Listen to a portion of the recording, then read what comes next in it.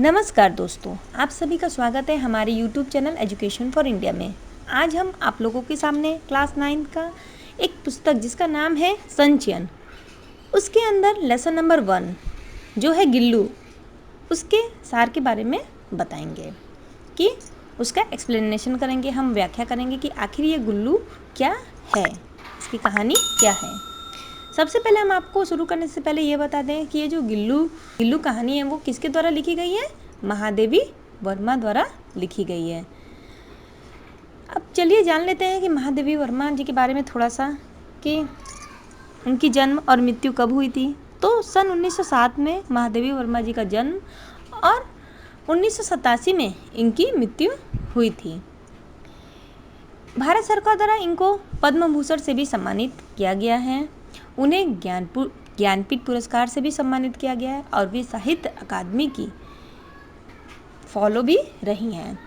इनकी बहुत सारी प्रमुख कृतियाँ भी हैं, रचनाएं भी हैं, जैसे निहार, रश्मि, नीरजा, यामा, दीपशिखा एक कविता संग्रह है, श्रृंखला की कड़ियाँ ये एक निबंध है, स्मृति की रेखाएं और अतीत के चलचित्र ये क्या है? संस्मरण है।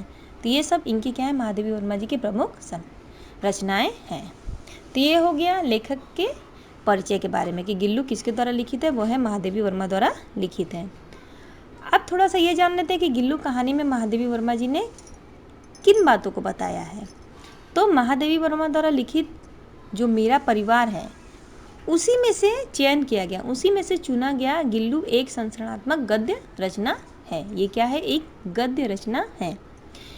इस रचना के माध्यम से पशु पक्षियों के प्रति प्रेम, उनके संरक्षण की भावना उत्पन्न करने के साथ साथ उनकी गतिविधियों का सूक्ष्म अवलोकन, मतलब बोल रहा है कि ये जो रचना है गिल्लू, इसी रचना के माध्यम से पशु पक्षियों के प्रति हम लोग का क्या होता है? प्रेम को देखा गया है कि मनुष्य में और पशु पक्षियों में कैसा प्रेम होता है, पशु पक्षियों में कैसा प्रेम होता है, उनकी हम लोग रक्षा कैसे करते हैं, कैसे संरक्षण करके उनकी भावना को हम लोग पहचान सकते हैं, उनमें भावना उत्पन्न कर सकते हैं और साथ साथ उनमें बहुत सारी छोटी छोटी गतिविधियां हैं जिसे हम लोग पहचान सकते हैं और उनके जो भी व्यवहार है उनसे क्या मिलती है? हम लोगों को प्रेरणा मिलती है। इस पाठ द्वारा पशु पक्षियों को स्वच्छंद, मतलब ये जो पाठ है लेसन गिल्लू, इस पाठ द्वारा हमें यह पता चलता है कि जो पशु पक्षियाँ होते हैं वह स्वच्छंद मतलब खुद से और मुक्त रख के उनके स्वाभाविक विकास की भावनाओं को भी प्रोत्साहित कर सकते हैं। मतलब उनको मुक्त रख के भी हम उनके स्वभाव को और उनके स्वभाव में होने वाले विकास को, उनकी भावनाओं को भी हम लोग पहचान सकते हैं और उनके साथ रह सकते हैं। तो चलिए अब शुरू करते हैं गिल्लू संस्मरण गद्य, इसको हम लोग एक्सप्लेन करेंगे अच्छे से। ये महादेवी वर्मा द्वारा लिखित है।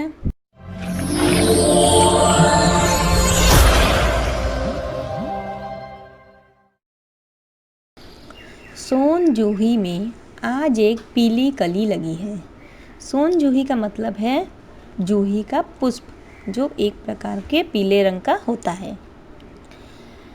इसे देखकर अनायास ही उस छोटे जीव का स्मरण हो आया।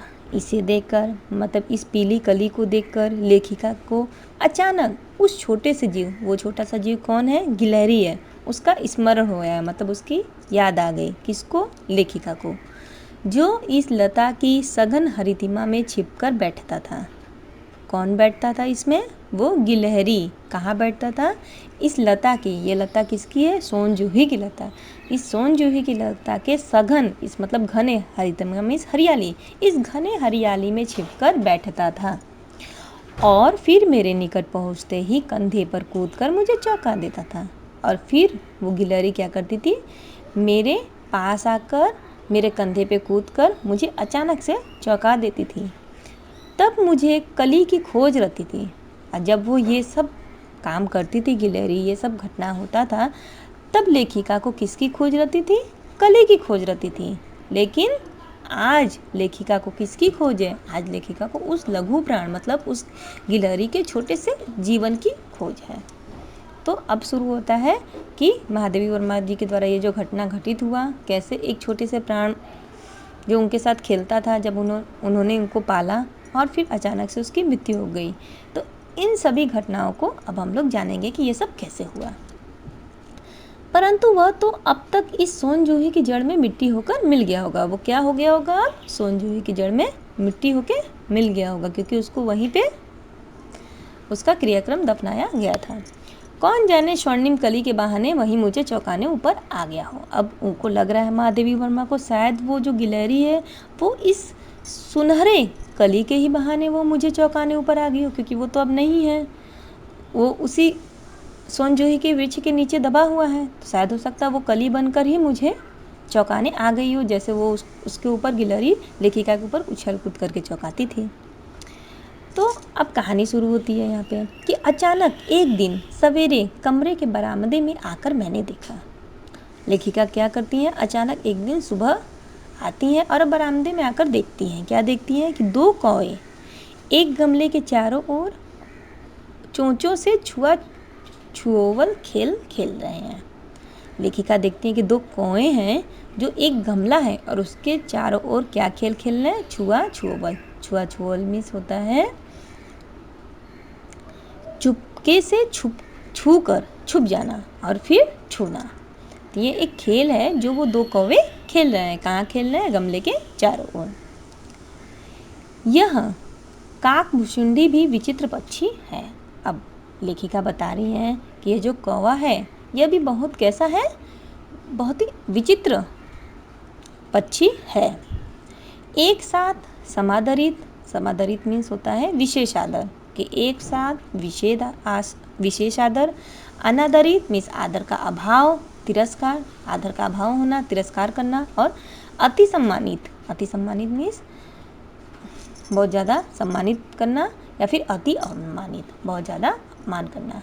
अब वो इस विचित्र पक्षी के बारे में बता रहे कि यह बहुत ही समादरित, विशेष आदर करने वाला, अनादरित, आदर का अभाव भी रखने वाला, और अति सम्मानित, बहुत ही सम्मान दिए जाने वाला, और बहुत ही अवमानित भी किए जाने वाला। अब इसको कैसे क्या होता है, क्यों ऐसा बोल रही है उसके बारे में, इसके बारे में आगे जानेंगे कि हमारे बेचारे पुरखे न गरुड़ के रूप में आ सकते हैं, न ही मयूर में, और न ही हंस में के रूप में। तो यहाँ पे बता रही है कि हमारे जो पूर्वज होते हैं वो किस रूप में आते हैं? वो इस कौवे के ही तो रूप में आते हैं। तो वही बता रही कि हमारे जो पूर्वज होते हैं ना गरुड़ के ही रूप में आते हैं, न ही मयूर के रूप में आते हैं, न ही हंस के रूप में आते हैं। वे सब किसके रूप में आते हैं? कौवे के रूप में आते हैं। और कब आते हैं? उन्हें पितरपक्ष में हमसे कुछ पाने के लिए काक बनकर ही अवतीर्ण होना पड़ता है। मतलब अब उन्हें आने के लिए, हमसे कुछ पाने के लिए क्या करना पड़ता है? जब हमारे पूर्वज हैं उनको हमसे कुछ पाने के लिए काक मत्स्य कौवा के रूप में ही प्रकट होकर आना पड़ता है। तो उस समय तो हम कौवे की क्या करते हैं? बहुत ही इज्जत करते हैं। लेकिन जब कौवा कर्कश आवाज में बोलता है तो हम क्या करते हैं? वही उसका सम्मान न करके क्या कर देते हैं? अवमानित कर देते हैं। तो इन्हीं सब कौवे के गुण के बारे में यहाँ लेखिका कह रही हैं कि इतना ही नहीं, हमारे दूरस्थ प्रियजनों को भी अपने आने का मधुर संदेश इन्हीं कर्कश स्वर में ही देना पड़ता है।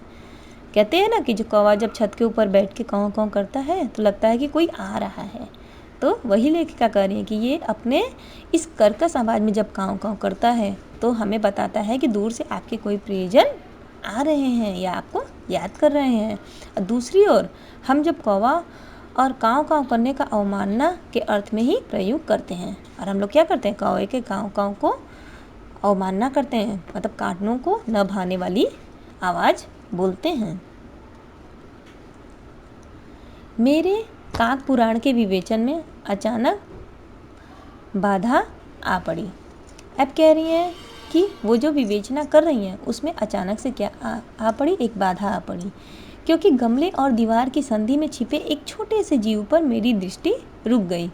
अब वो बरामदे में जब खड़े होकर देख रही हैं कि गमले के चारों ओर 2 कौवे उछल कूद कर रहे हैं, खेल रहे हैं। तो वो क्या कर रहे हैं? खेल भी नहीं रहे हैं, वो छुप छुप के एक छूने का एक खेल जो खेल रहे हैं, क्योंकि गमले और दीवार की संधि में छिपे एक छोटे से जीव पर मेरी दृष्टि रुक गई। जब वो खेल रहे हैं तो लेखिका देखती हैं कि गमले और दीवार उन दोनों के बीच में जुड़ी हुई जो जगह होता है, गैप होता है, उसमें छिपा हुआ एक छोटा सा जीव है, और लेखिका की दृष्टि उस जीव पे पड़ जाती है। और निकट जाकर देखती हैं कि गिलहरी का एक छोटा सा बच्चा है जो संभवतः घोंसले से गिर पड़ा है और अब कौवे जिसमें सुलभ आहार खोज रहे हैं। वो बता रही हैं कि वहाँ पे एक गिलहरी का छोटा सा बच्चा है जो घोंसला से क्या हो गया है, वो गिर गया है और कौवे उसे क्या बना रहे हैं, अपना एक बहुत ही अच्छा आहार, एक प्रिय आहार बना रहे हैं। अब यहाँ पे क्या बोल रही है आगे लेखिका कि काकद्वय की चोंचों के 2 घाव उस लघु प्राण के लिए बहुत थे। अब वो गिलहरी का तो एक छोटा सा बच्चा है, छोटा सा जीव है, तो वो जो काकद्वय है मतलब जो 2 कौवे हैं उनकी जो चोंच है, उनके जो 2 घाव उसमें पड़े हैं वो उस लघु प्राण के लिए बहुत है। उस छोटे से गिलहरी के लिए वो 2 चोंच ही उसको घाव पाने के लिए बहुत है। अतः वह निश्चेष्ट मीन्स बिना किसी हरकत के गमले से चिपटा पड़ा था और वो वहाँ पे जो गिरा पड़ा था तो उसमें कोई हरकत थी, वो हिल रहा था नहीं, बिना किसी हरकत के वो गमले के नीचे चिपटा पड़ा हुआ था।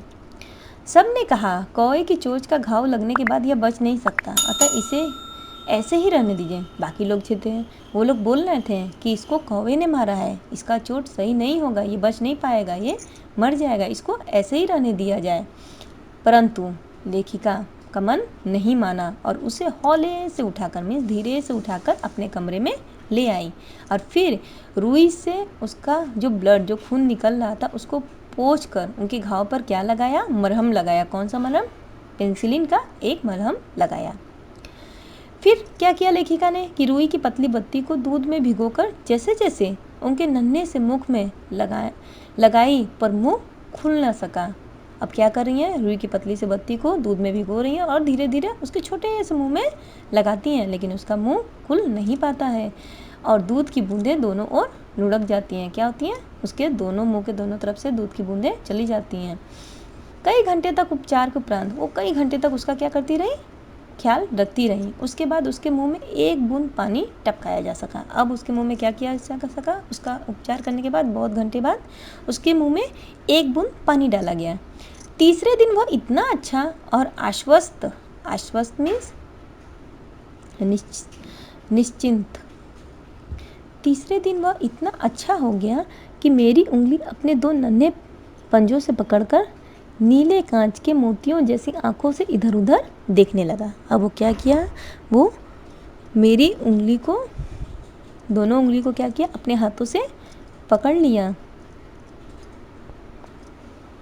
और अपने नीले कांच की मोतियों जैसी आंखों से चारों तरफ देखने लगा। 3-4 मास में उसके स्निग्ध रोएं, छब्बेदार पूंछ और चंचल चमकीली आंखें सबको विस्मित करने लगी। अब लेखिका यहाँ बताती हैं कि जब 3-4 महीना गुजर गया तो उसकी जो स्निग्ध थी, स्निग्ध मीन्स वो जो चिकने रोएं थे, जो रोएं होते हैं ना गिलहरी के शरीर पे, वो बहुत ही चिकने और झब्बेदार पूंछ, उसकी पूंछ कैसी रहती है, एकदम झब्बेदार रहती है और उसकी आंखें बहुत ही चमकीली रहती हैं, जो सबको विस्मित करने लगी। विस्मित मीन्स आश्चर्यचकित करने लगी। हमने उसकी जातिवाचक संज्ञा को व्यक्तिवाचक का रूप दिया। मतलब अभी तक वो जातिवाचक संज्ञा में थी जिससे हमको पता चलता था कि वो सिर्फ एक गिलहरी है, लेकिन यहाँ पे उसको व्यक्तिवाचक रूप दिया। यहाँ पे लेखिका उसको उसकी जाति से व्यक्ति की जाति में भी उसको रूप दिया कि हम भी उसे पाल कर हम अपने भाव को उसके साथ प्रकट करके उसको समझ सकते हैं। इस प्रकार हमें उसे गिल्लू कहकर बुलाने लगे। अब लेखिका उसे क्या कहकर बुलाने लगी, गिल्लू कहकर बुलाने लगी। मैंने फूल रखने की एक हल्की डलिया में रुई बिछाकर उसे तार से खिड़की पर लटका दिया। अब क्या किया कि उन्होंने एक हल्की सी डलिया लिया और उसमें रुई को बिछा दिया और उसे तार से बांधकर खिड़की पे लटका दिया। किसे? गिल्लू को। वही 2 वर्ष गिल्लू का घर था। 2 साल तक क्या था, वो डलिया ही गिल्लू का घर था। वह स्वयं हिलाकर अपने घर में झूलता, वो उस डलिया को खुद ही हिलाता और उसमें झूलता रहता और अपनी कांच के मनकों सी आँखों से कमरे के भीतर और खिड़की से बाहर न जाने क्या देखता समझता रहता था। और वो क्या करता, अपनी चमकीली आँखों से कभी कमरे के भीतर देखता तो कभी खिड़की के बाहर देखता और वो क्या क्या समझता रहता। परंतु उसकी समझदारी और कार्यकलाप पर सबको आश्चर्य होता था। लेकिन वो जो भी कुछ समझता था, उसकी जो भी समझदारी और जो भी क्रियाकलाप जो भी वो करता था, सब क्या करते हैं, उसे देखकर आश्चर्य रह जाते थे। जब मैं लिखने बैठती तब अपनी ओर मेरा ध्यान आकर्षित करने की उसे इतनी तीव्र इच्छा होती थी कि उसने एक अच्छा उपाय खोज निकाला। अब यहाँ लेखिका कह रही हैं कि जब वो लिखने बैठती हैं तो उनका ध्यान तो लिखने में होता, गिल्लू पर नहीं होता।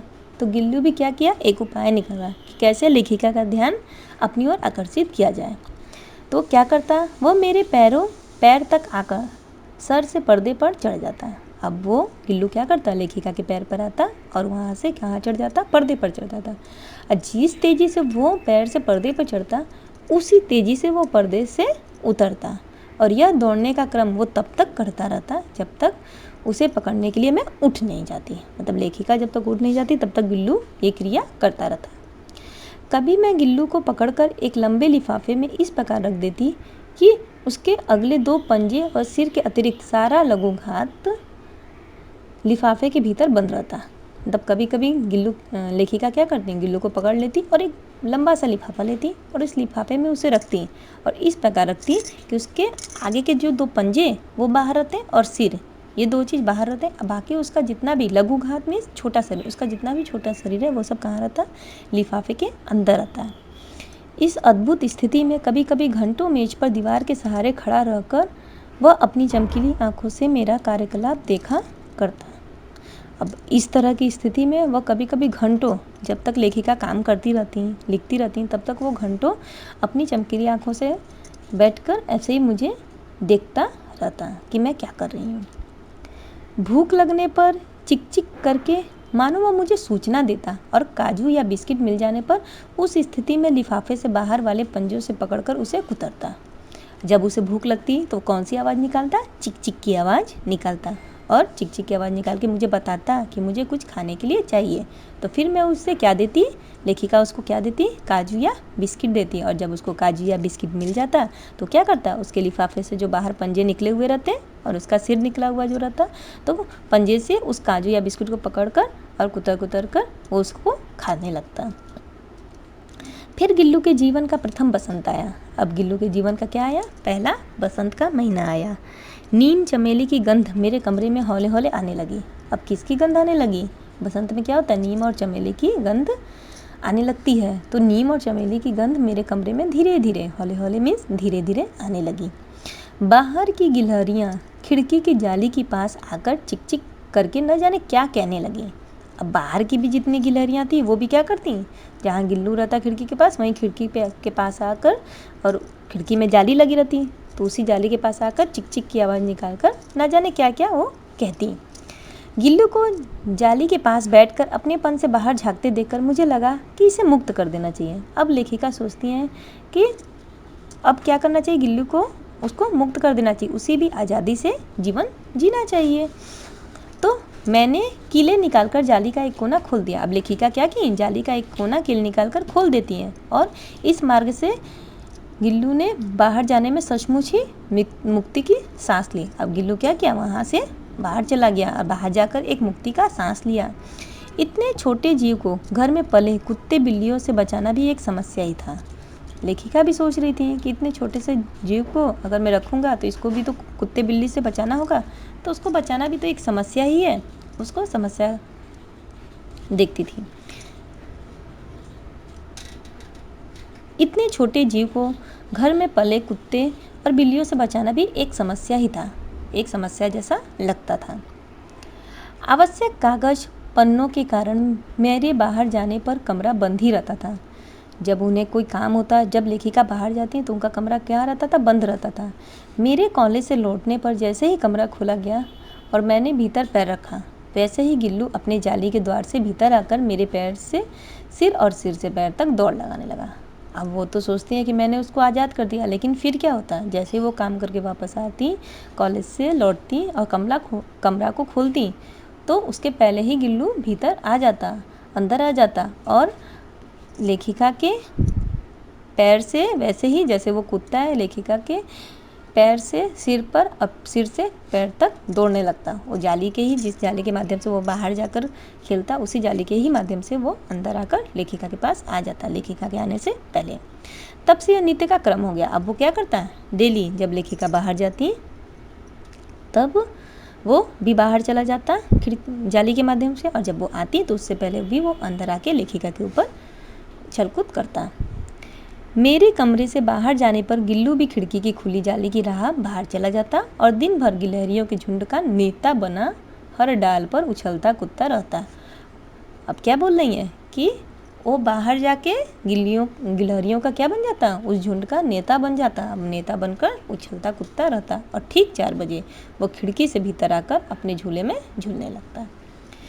मुझे चौंकाने की इच्छा उसमें न जाने कब और कैसे उत्पन्न हो गई थी कि कभी फूलदान के फूलों में छिप जाता, कभी पर्दे की चुन्नट में और कभी सोनजूही की पत्तियों में। अब वो क्या करता, लेखिका को चौंकाता, मीन्स थोड़ा डराता कि लेखिका डर जाती कि वो कहाँ चला गया, क्योंकि वो क्या करता, न जाने कभी फूलदान के पीछे छुप जाता, कभी पर्दे के चुन्नट के पीछे छुप जाता, तो कभी सोनजूही की पत्तियों में छुप जाता, जिससे लेखिका चौंक जाती है। मेरे पास बहुत से पशु पक्षी हैं, पर उसका मुझे लगाव भी कम नहीं है, पर उनका मुझसे लगाव भी कम नहीं है, परंतु उनमें से किसी को मेरे साथ मेरी थाली में खाने की हिम्मत हुई है, ऐसा मुझे स्मरण नहीं आता। अब यहाँ लेखिका कहती है कि मेरे पास बहुत सारे पशु पक्षी हैं और उन सबसे मेरा लगाव है, लेकिन मेरे साथ मेरे थाली में खाने की हिम्मत अभी तक किसी ने नहीं किया। ठीक है, तो गिल्लू इनमें अपवाद था। अब गिल्लू क्या था, इन सभी से विपरीत था। मैं जैसे ही खाने के कमरे में पहुंचती, वह खिड़की से निकलकर आंगन की दीवार, बरामदा पार करके मेज पर पहुंच जाता। जब जैसे ही लेखिका क्या करती, खाने के कमरे में पहुंच जाती, वो सब कुछ पार कर क्या करता, खाने के टेबल पे आ जाता और लेखिका की थाली के पास बैठ जाता और मेरी थाली में बैठ जाना चाहता। बड़ी कठिनाई से मैंने उसे थाली के पास बैठना सिखाया, जहाँ बैठकर वह मेरी थाली में से एक एक चावल उठाकर बड़ी सफाई से खाता रहता। काजू उसका प्रिय खाद्य था। काजू क्या था, उसका प्रिय भोजन था और कई दिन काजू न मिलने पर वह अन्य खाने की चीज़ें या तो लेना बंद कर देता या तो झूले से नीचे फेंक देता था। मतलब उसको काजू इतना प्रिय था कि अगर उसको कुछ दिन तक काजू न दिया जाए तो वो बाकी चीज़ें भी जो खाने की होती उसको खाता भी नहीं तो उसको झूले से नीचे फेंक देता। उसी बीच मुझे मोटर दुर्घटना में आहत होकर कुछ दिन अस्पताल में रहना पड़ा। अब उस समय क्या हुआ लेखिका के साथ, उनकी एक दुर्घटना हो गई एक गाड़ी से और उनको चोट पहुंचा, जिसके लिए उन्हें कुछ दिन कहाँ रहना पड़ा, हॉस्पिटल में रहना पड़ा। उन दिनों जब मेरे कमरे का दरवाज़ा खोला जाता तो गिल्लू अपने झूले से उतरकर दौड़ता और फिर किसी दूसरे को देखकर उसी तेज़ी से अपने घोंसले में जा बैठता। सब उसे काजू दे आते हैं, परंतु अस्पताल से लौटकर जब मैंने उसके झूले की सफाई की तो उसमें काजू भरे मिले। जब लेखिका हॉस्पिटल में थी तो बता रही हैं कि बाकी सब जानते हैं लोग कि उसको काजू पसंद है तो उसको काजू देते हैं, लेकिन लेखिका नहीं रहती, इसीलिए वो क्या करता कि गिल्लू काजू को नहीं खाता है। ये चीज़ कब लेखिका को पता चला, जब लेखिका हॉस्पिटल से घर लौटी तो उन्होंने क्या किया, लेखिका ने उसके झूले की सफाई की तो उसमें क्या मिला, बहुत सारा काजू मिला, जिससे लेखिका को पता चला कि उन दिनों अपना प्रिय खाद्य कितना कम खाता रहा, कि जब लेखिका नहीं थी तो वो अपना सबसे प्रिय भोजन को बहुत कम खाता था। मेरी अस्वस्थता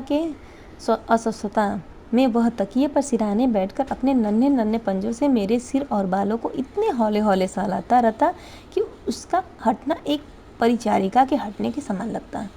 अब क्या करता, जब वो बीमार थी लेखिका तब गिलहरी क्या करती, गिल्लू उनके सिर के पास बैठ जाती और अपने नन्हे से पंजों से क्या करती, उनके सिर पे और उनके बालों पे इतने धीरे धीरे सहलाती कि जैसा लगता कि कोई सेविका मेरे पास बैठकर मेरी सेवा कर रही हो। गर्मियों में जब दोपहर में मैं काम करती रहती तो गिल्लू न बाहर जाता न अपने झूले में बैठता। जब गर्मी होती और दोपहर में काम करती लेखिका तो गिल्लू बाहर भी नहीं जाता, अपने झूले में भी नहीं बैठता। उसने मेरे निकट रहने के साथ गर्मी से बचने का एक सर्वथा नया उपाय खोज निकाला था। जब उसे गर्मी लगती तो वो क्या करता, वो लेखिका के निकट जाके बैठ जाता था, पास में जाके वह मेरे पास रखी सुराही पर लेट जाता और इस प्रकार समीप भी रहता और ठंडक में भी रहता। उनके पास जो सुराही रखी रहती वहीं पर जाके वो लेट जाता ताकि उससे उसको क्या होता, ठंडक महसूस होता। गिलहरियों के जीवन की अवधि 2 वर्ष से अधिक नहीं होती। अब गिलहरियों का जीवन काल कितना वर्ष का होता है, 2 वर्ष का होता है। अतः गिल्लू की जीवन यात्रा का अंत आ ही गया था। अब क्या हो गया था, गिल्लू की जीवन के यात्रा का अंत आ गया था। दिन भर उसने न कुछ खाया न ही बाहर गया। रात में अंत की यातना में भी वह अपने झूले से उतरकर मेरे बिस्तर पर आया और ठंडे पंजों से मेरी वही उंगली पकड़कर हाथ से चिपक गया। अब उस रात को क्या किया, वो झूले में न रखकर वो नीचे लेखिका के पास आया और उनकी वही उंगली, जो वो शुरुआत में उंगली पकड़ा था, वही उंगली पकड़कर हाथ से चिपक गया, जिसे उसने अपने बचपन की मरणासन स्थिति में पकड़ा था। जिसे उसने कब पकड़ा था? जिसकी मृत्यु पास होती है, मरणासन में जिसकी मृत्यु निकट हो, पास हो, या वो जो मृत्यु के समीप पहुंच गया, उस स्थिति में वो उनकी उंगली को, लेखिका की उंगली को पकड़ा था। पंजे इतने ठंडे हो रहे थे कि मैंने जाकर हीटर जलाया और उसे उष्णता देने की प्रयत्न किया। उष्णता मीन्स गर्मी, कि पंजे उसके इतने ठंडे हो गए थे कि उन्होंने क्या किया, हीटर जलाकर उसे गर्मी देने का प्रयत्न किया, परंतु प्रभात की प्रथम किरण मीन्स सूर्य की पहली किरण के स्पर्श के साथ ही वह किसी और जीवन में जागने के लिए सो गया। मतलब जैसे ही सूर्य की पहली किरण निकली, उससे पहले ही उसकी क्या हो गई, मृत्यु हो गई और वो किसी और जीवन प्राप्त करने के लिए चला गया। उसका झूला उतार कर रख दिया गया और खिड़की की जाली बंद कर दी गई, परंतु गिलहरियों की नई पीढ़ी जाली के उस पार चिक चिक करती ही रहती है और सोन जूही पर बसंत आता ही रहता है। सोन जूही की लता के नीचे गिल्लू को समाधि दी गई। तो गिल्लू को समाधि कहाँ दी गई? सोन जूही की लता के नीचे। इस गद्य रचना में हम आप लोगों को एकदम ऊपर भी बताए थे कि गिल्लू की समाधि सोन जूही की लता के नीचे ही दी गई थी। वही अब घटना यहाँ बताया जा रहा है, और इसीलिए भी कि उसे वह लता सबसे अधिक प्रिय था। क्यों वहाँ पे दिया गया? क्योंकि गिल्लू को वह लता बहुत ही अच्छा लगता था। इसलिए भी कि उस लघु घात का किसी वासंती दिन जूही के पिताब छोटे फूल में खिल जाने का विश्वास मुझे संतोष देता था। अब उसका जो लघु घात, वो जो छोटा सा घात, लघु घात का, और वासंती दिन, उसके जो बसंत के दिन थे जब उसमें वो उछल कूद करता था, जूही के पिता, जूही के जो पीले फूल, उस छोटे से फूल के खिल जाने का जो विश्वास होता था, जब वो फूल खिल जाता था बसंत में, तब लेखिका को वो क्या देता था? संतोष देता था। तो यह था एक्सप्लेनेशन, व्याख्या गिल्लू गद्य का। तो आपको यह गिल्लू गद्य कैसा लगा, एक्सप्लेनेशन, व्याख्या कैसा लगा, यह मुझे ज़रूर कमेंट में बताएं, और वीडियो को भी लाइक करें यदि अच्छा लगा तो, और चैनल को भी सब्सक्राइब कर लें अगर नहीं किए हैं अभी तक तो, क्योंकि सब्सक्रिप्शन के माध्यम से ही और बेल आइकन पर क्लिक होने के माध्यम से ही हमारे जितने भी नए वीडियो बनेंगे वो सब आप लोगों को नोटिफिकेशन के माध्यम से मिल सकेंगे। तो हमारा वीडियो देखने के लिए बहुत ही धन्यवाद।